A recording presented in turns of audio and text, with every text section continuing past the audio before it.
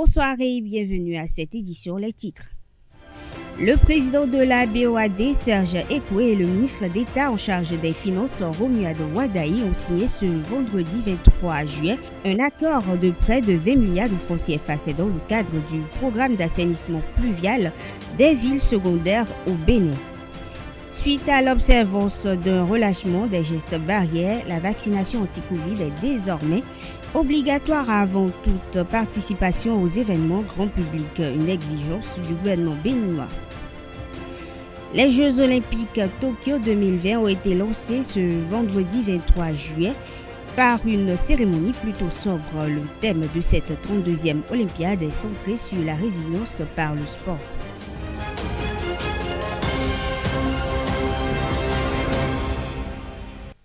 Le conseil d'administration de la Banque ouest-africaine de développement BOAD a approuvé le financement du programme d'assainissement pluvial des villes secondaires en République du Bénin, plus précisément à Parakou. Le prêt de la BOAD est de 20 milliards de francs CFA. Les fonds permettront la construction de plusieurs collecteurs primaires et secondaires et des voies dans la ville de Parakou. Des actions d'accompagnement sont également prévues pour une meilleure protection de l'environnement urbain et du cadre de vie. Il faut souligner que ce programme d'assainissement pluvial des villes concerne 7 autres villes secondaires, à savoir Porto Novo, Abomey-Calavi, Semek-Maudit, Ouida, Abomey, Boyko et Natitengu. La signature de l'accord de prêt s'est tenue ce vendredi 23 juillet entre le président de la Banque ouest-africaine de développement Serge Ekwe et le ministre d'État en charge de l'économie et des finances Romuald Wadaï.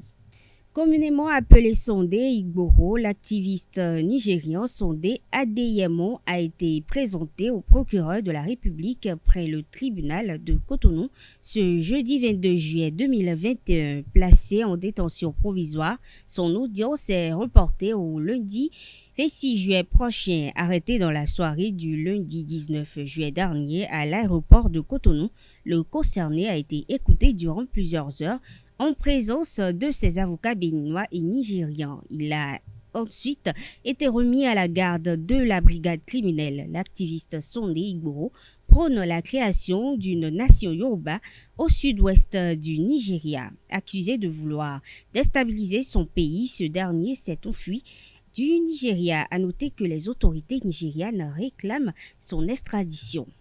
La participation aux manifestations entraînant grand monde sera désormais sujette à la présentation de la carte de vaccination à la COVID-19. C'est l'une des décisions prises en Conseil des ministres ce mercredi 21 juillet à la présidence de la République. Une décision diversement appréciée par quelques citoyens au micro d'Audrey Assorba, Enoch Adanirou et Emmanuel Akogou. La santé d'un être humain est individuelle. D'accord? Maintenant, ce que le gouvernement a dit, que avant de se rendre à ces genres de lieux de manifestation, il faut être vacciné. Je trouve que c'est salutaire, étant donné que si la personne est vaccinée, au moins ça va éviter la contamination à un autre individu. Vous voyez, donc moi qui suis ici, je l'ai déjà fait, je me suis déjà vacciné. J'attends le rendez-vous pour aller faire le second. Normalement, ça ne doit pas être obligatoire. Normalement. Maintenant, si l'intéressé même est contraint, il doit se rendre à un lieu et qu'il est utile pour lui d'aller à cet endroit et que le gouvernement l'oblige à le faire, eh bien, il doit le faire. Sinon, on ne doit pas rendre obligatoire cette vaccination. Vous voyez ce qui se passe aussi en Europe, non? Ce n'est pas obligatoire. Et les gens sont en train de marcher pour cette circonstance-là. Cette pandémie est universelle. Alors, donc, étant donné que c'est universel et que nous suivons de près tout ce qui se passe, il vaut mieux se protéger que de se laisser à ces genres de tapage que les gens font sur les réseaux sociaux. Moi, je vous ai dit tout à l'heure que je l'ai déjà fait. Et j'attends mon rendez-vous pour aller faire le deuxième tour. C'est une bonne décision, mais d'abord, est-ce que les Béninois déjà en général ont accepté le vaccin? d'abord, il faudrait déjà qu'ils acceptent le vaccin avant que cette mesure ne soit vraiment une réussite ou appliquée par la population. Sinon, moi personnellement, je ne sais pas s'il y a déjà une campagne de vaccination. Je pense qu'il y a une campagne de vaccination déjà. Mais moi, en tout cas, je ne suis pas trop informé de ce qui se passe du point de vue de vaccination de la population. Donc voilà quoi. Sinon, si cette campagne, si cette vaccination est acceptée par la population, alors bon, vaccinons-les. Sinon, tout porte à croire que c'est une décision quand même politique. Parce que, croyez-moi, vaccination ou bien même coronavirus tel qu'on nous l'avait vendu, on s'est rendu compte, nous Béninois, que bon, c'était pas vraiment ça. C'est pas vraiment ça. Bref, pour dire que c'est une bonne décision, mais il faudrait déjà que les Béninois, dans leur ensemble, aient déjà accepté de se faire vacciner. Ceux qui sont un peu abonnés aux réseaux sociaux, tantôt d'autres nous disent bon, c'est bon de se faire vacciner, mais certains encore nous disent se faire vacciner, ça dit il n'est pas prouvé que ces vaccins-là soient efficaces et que même derrière ça a des effets secondaires qu'on ne maîtrise pas encore. Donc moi, personnellement, n'ayant encore vu personne ou bien un proche être atteint du coronavirus pour pouvoir mesurer sa gravité, je pense que personnellement, je ne suis pas pour la vaccination. Si on me la propose, je serai quand même très réticent. Et les autorités nous ont toujours rassurés, ils sont dans leur rôle. Mais moi, en tout cas, personnellement, je ne suis pas pour. C'est une bonne décision, puisque, vous savez, depuis un moment, on parle de Covid un peu partout et chaque citoyen doit prendre les dispositions, doit respecter les mesures barrières comme prévu. Donc si maintenant le gouvernement prend cette décision, c'est toujours dans le souci de pouvoir protéger les citoyens. Donc c'est une bonne décision. Si, comment on appelle, le gouvernement est prêt, qui peut dire non? Nous, on ne peut que se soumettre. On ne pourra pas nous opposer face à la décision du gouvernement. Rien ne m'empêche de le faire. C'est avec joie que j'accueille cette nouvelle parce que vous n'êtes pas sans savoir que cette maladie a créé quand même de victimes dans le monde entier. Et d'ailleurs qui continue encore de créer. Donc moi je vois que la décision est la bienvenue. Parce que cette décision, c'est quand même pour le bien-être de la population. S'il y a les grandes autorités le font, pourquoi pas? C'est quand même pour lutter contre la maladie. Pourquoi pas? J'exhorte toute la population quand même à se vacciner. On sait que la vaccination contre le corona, c'est nécessaire. Parce que le corona, tel que ça fait des ravages dans les pays, même dans les occidentaux, ça a trop fait ravage, surtout en Italie et des autres pays, j'en passe. Mais en Afrique ici, est-ce que les vaccins que les Européens nous envoient, est-ce que c'est la bonne vaccination? Est-ce que c'est les bons vaccins du moins? Donc il faudrait que le gouvernement et ses ministres s'asseyent et réfléchissent encore à ces vaccins. Parce qu'au Bénin, on n'a pas les moyens et on va se dire, je ne sais pas si c'est payant ou c'est gratuit, mais demander avant de faire une manifestation qu'on doit nécessairement faire le vaccin, moi je pense qu'on doit faire un travail de base, sensibiliser. Et nos médecins qui sont ici, qui sont des médecins locaux, ils doivent aussi texter et voir si ces vaccins n'ont pas d'impact sur la santé de nos populations. Parce qu'il faut pas vacciner parce qu'il faut vacciner. Vous voyez? Moi, je pense que l'affaire de masque, lavage des mains, c'est suffisant. Hein? Mais le vaccin, je ne suis pas pour ça. Et je ne suis ni aussi contre.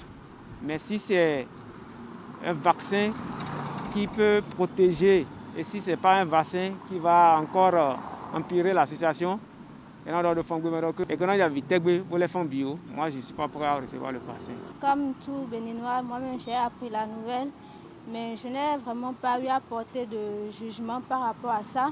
C'est vrai, j'étais un peu surpris, mais étant que nous sommes dans un état de droit, et puis chaque citoyen est libre, si la décision a été prise, je pense que c'est pour la bonne cause, c'est pour le bien-être de tous. Les Béninois s'intéressent de plus en plus aux produits de la loterie nationale du Bénin. Les points de Paris sont assiégés par plusieurs joueurs qui y passent le clair de leur temps. Le phénomène prend de l'ampleur. Les accros de la chose s'y accrochent. Nos reporters ont interrogé des férus des jeux de hasard qui ont décrit leur passion et les raisons de leur intérêt croissant.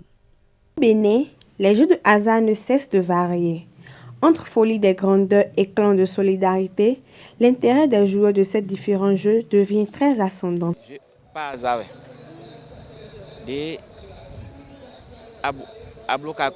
C'est un jeu de hasard. Les gains sont proportionnels à la mise. Mais avant, il faut des calculs au préalable.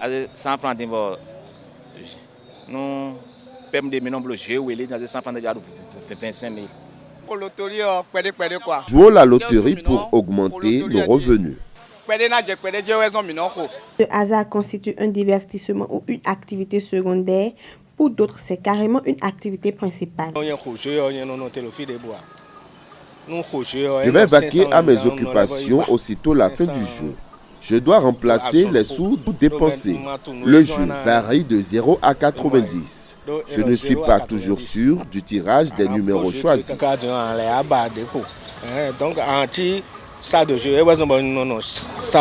Certains, c'est un jeu qui aide beaucoup et permet de régler les petits soucis financiers. Si rien ne va dans le pays, il faut qu'on fasse quelque chose pour manger.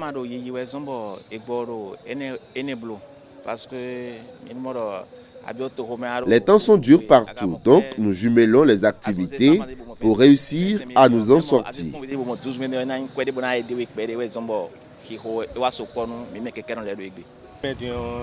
J'ai commencé à jouer ce jeu il y a 1 an environ. Si ce n'était pas rentable, j'aurais abandonné depuis un moment. En définitive, les jeux de hasard permettent aujourd'hui à des jeunes d'être soulagés financièrement, histoire de pallier au chômage. C'était un reportage de Floriane Biaou et Quentin Amoussou.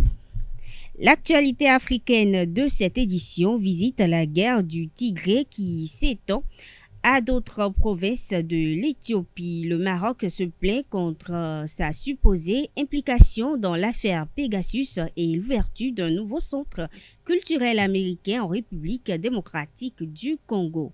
Une compilation de Rolando Dorego. L'ambassadeur des États-Unis en RDC, Mike Hammer, a inauguré hier jeudi 22 juillet le Centre culturel American Schelt qui est situé dans l'enceinte de l'Institut supérieur de commerce. Ce cadre permet aux visiteurs et aux usagers de se familiariser avec les USA à travers une série de programmes. Les usagers peuvent exploiter cet espace culturel pour des conférences, des discussions autour d'un livre en français, des films ou de magazines. À la fin de cette cérémonie, l'ambassadeur des États-Unis en RDC a rencontré quelques jeunes et leur a parlé de l'importance de cet espace. Au nom de tous les établissements universitaires de Matadi, chef-lieu du Congo central, le directeur général de ISC a remercié M. Hammer pour cette belle initiative. En Éthiopie, la guerre du Tigré, lancée en novembre, opposant l'ancien pouvoir régional au pouvoir fédéral d'Addis Abeba, a débordé désormais en région Afar, une zone à l'est du Tigré. Les violences ont fait des victimes, mais impossible encore de savoir combien. Hier, l'Agence éthiopienne de gestion des catastrophes a parlé de 20 morts civils, principalement des habitants pris dans des triques croisés. Le Maroc accusé d'avoir eu recours au logiciel Pegasus d'espionnage israélien, a décidé d'attaquer en diffamation Amnesty International et Forbidden Story devant le tribunal correctionnel de Paris. Les États-Unis sanctionnent le ministre cubain de la Sécurité. L'Italie impose le pass sanitaire dans les lieux publics et la France enregistre une nouvelle déclaration de candidature à la présidentielle prochaine. C'est l'essentiel de l'actualité internationale signée Emeraude Kadi. Le gouvernement italien a décidé ce jeudi 22 juillet 2021 d'imposer un pass sanitaire à l'entrée des salles des bars et restaurants, piscines, salles de sport, musées, cinémas, théâtres et salles de jeux. La mesure s'appliquera aussi aux grands rassemblements à partir du 6 août. Rappelons que d'autres pays comme la France, l'Israël, l'Allemagne ont déjà pris les mêmes dispositions pour contrer la progression du Covid-19. Les États-Unis ont imposé jeudi 22 juillet 2021 des sanctions au ministre cubain chargé de la sécurité et une unité spéciale du ministère cubain de l'Intérieur pour leur violation présumée des droits de l'homme lors de la répression des manifestations antigouvernementales sur l'île au début du mois. La présidente de la région de l'Île-de-France, Valérie Pécresse, a officialisé ce jeudi son entrée en course pour la présidentielle 2022. Elle est la deuxième prétendante de la droite à officialiser sa candidature après son homologue de la région des Hauts-de-France, Xavier Bertrand. La course à la succession d'Emmanuel Macron est désormais ouverte. 11 000 athlètes, 339 épreuves, 43 sites sportifs et plus de 15 milliards investis. Les 32e Jeux olympiques de l'ère moderne ont officiellement démarré cet après-midi à Tokyo à travers une cérémonie d'ouverture riche en couleurs. Les 206 pays qui participent ont défilé. 7 athlètes représentent le Bénin à ses joutes. Privel Rinkati a été porte-drapeau lors de la parade des délégations. Aux premières heures de ce vendredi, le rameur béninois était sur le départ du skiff homme où il a terminé à la 5e et dernière place de sa série. Mais il sera dans les starting blocks du canal de la forêt de la mer ce samedi 24 juillet 2021 pour le repêchage. À la fin de la course, il a analysé sa performance. Alors, le sentiment sur ma course de ce matin, petit problème technique au départ, ce qui m'a pas permis de partir avec le groupe, donc je suis parti derrière.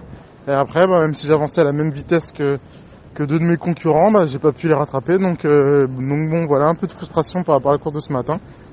Donc demain matin, repêchage très serré. J'ai des gens forts dans la série, notamment qui sont allés plus vite que moi le matin, donc ça va être très serré, mais je me décourage pas et on va tout tenter pour re-rentrer dans le tableau qui permet d'aller chercher les places en finale.